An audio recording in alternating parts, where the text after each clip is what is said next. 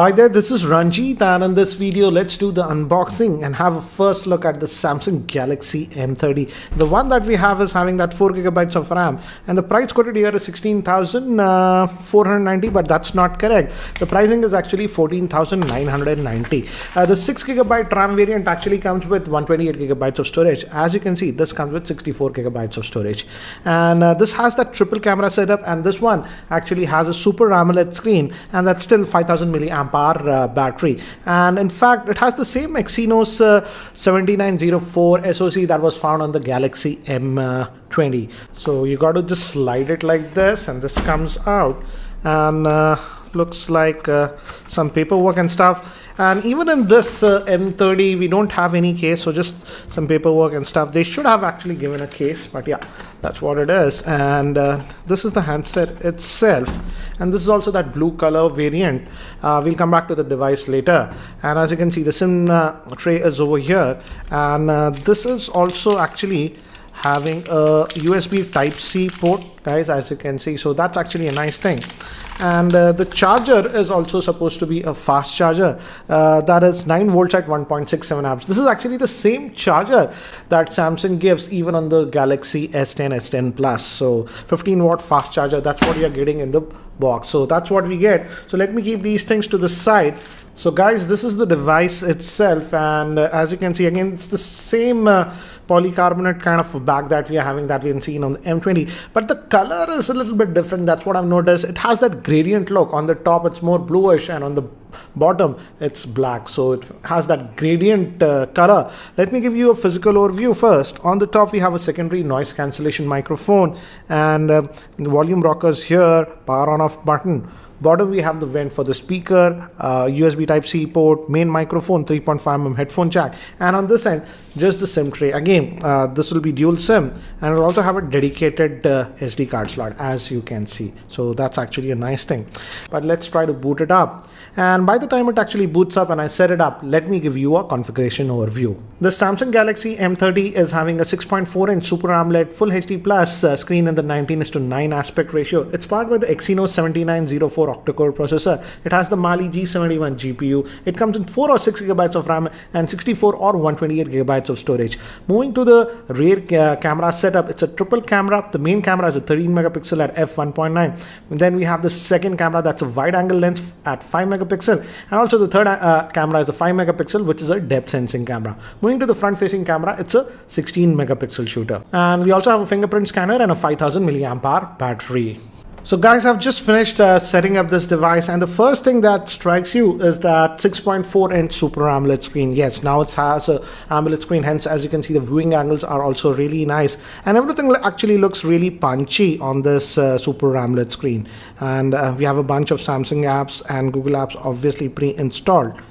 So that's what it is. So it's doing some updates, as you can see, and yes, this has auto brightness sensor. If you go over here, I've just disabled it, guys, but yeah, it does have auto brightness sensor. And if you go back over here, it's still running on the Samsung old Experience UI, not One UI.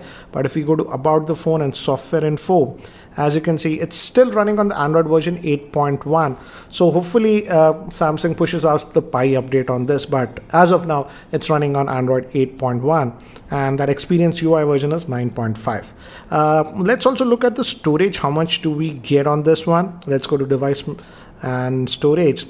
This is the 4GB RAM variant, so it comes with 64GB, and out of that 64GB you get 49.8GB of space available for you. Again, do note that if you opt for the 6GB RAM variant, that will have 128GB of storage, but I think the storage should not be a problem because it has that dedicated micro SD card slot. And again, I have to say, nice to see that they have put a Super AMOLED screen. It just looks actually really good. So now another thing that Samsung has changed on this one compared to the M20 is that camera setup. Now it has the triple camera setup, and also the fingerprint scanner is here. So let's check that first, and as you can see, it unlocked. I'm trying to the camera, and let me show you. So it unlocks, but there is that half a second delay, as you can see on this one, but seems to be slightly faster than the M20. I don't know, but yeah, that's what it is. The fingerprint. Also, you can enable face unlocking if you want. I haven't done that. But now let's also quickly look at the camera on this one. And as you can see, location tagging. I'm just going to hit cancel. So this is the default camera app that you're getting. This is the same thing that we saw even the M20. So that's not a difference. And this is the wide angle lens. So as you can see. So no shutter lag or whatever whatsoever, and you can just click this one also and take it in the full screen ratio, and this is actually pretty cool in this wide angle lens, as you can see. So we have that option also on this one. And let's go back. Let's just go back to the normal mode. This is the normal mode. And let's also look at the front facing camera. It's supposed to be 16 megapixel, it says. Detected my face, and looks like some smart beauty is there. So the beauty mode and stuff is enabled on this one. I have removed it. I just don't like it, but it is there if you want. So as you can see, it's detecting my face, and we also have that bokeh live focus mode even for the front facing camera. As you can see, obviously we'll also have that mode, live focus, as you can see, for the rear facing camera, and that 5 megapixel depth camera will be using that. Again, it obviously works better on human subjects. So let me do one thing, guys. Let me actually take some sample shots with this one so that you have a better idea. So these samples were shot with the Samsung Galaxy M30's rear facing camera, and this was the regular shot, this was that wide angle lens, and again this was the regular shot, and this was again that wide angle lens. I also took some close-up shots to see how it does, and as you can see, for the most part it is doing actually a pretty good job even with close-up shots, and even when you zoom in we have quite a bit of detail. Nevertheless, close-up macro shots will come out good with this device. And again, in terms of even color reproduction, as you can see, it was doing a good job. And I really like this wide angle lens for buildings and stuff. It gives a very different perspective. So it's a nice addition to have it on your smartphone, as you can see with this sample shots. Now moving to human subject, this was a regular shot. This was that wide angle lens, and this was that portrait bokeh mode. And you can adjust the amount of background blur that you want. And as you can see, I have changed that. So this you get that different effect. Again, this was the normal shot. This was that wide angle shot, and this was that portrait bokeh mode. And I zoomed in and noticed the skin tones, etc., are produced very well in that portrait mode. Now moving to shots taken in artificial lighting, this was regular, this was that wide angle shot, and this was that portrait mode shot.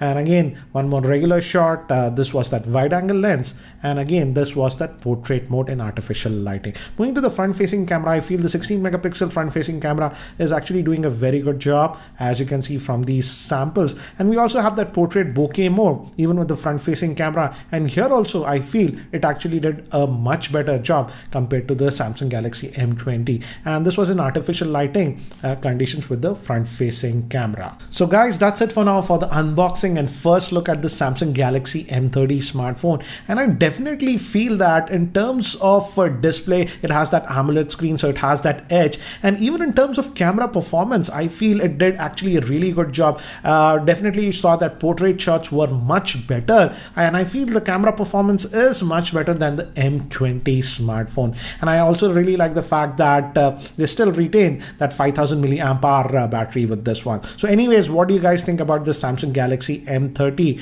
Do let me know in the comment section below. That's it for now. Thanks for watching. This is Ranjit, and I hope to see you in my next video. Take care, guys.